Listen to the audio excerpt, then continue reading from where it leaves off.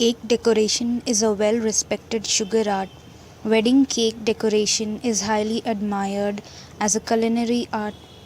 Here is some information as to how this art got its start.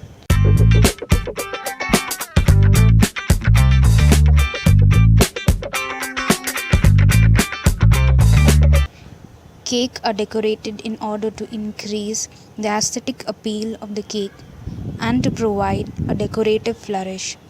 But cakes are also decorated in order to complement or improve the taste and texture of the dessert. In most cases, cakes are decorated in order to improve the visual appeal of the cake.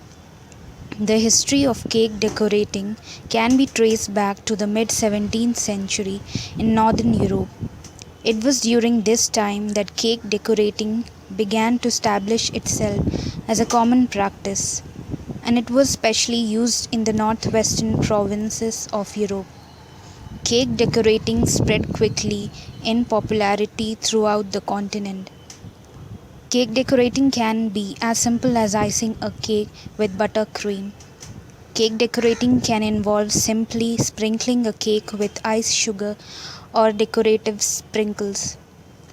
Cake decorating can specially mean adding a glossy sweet glaze to your cake.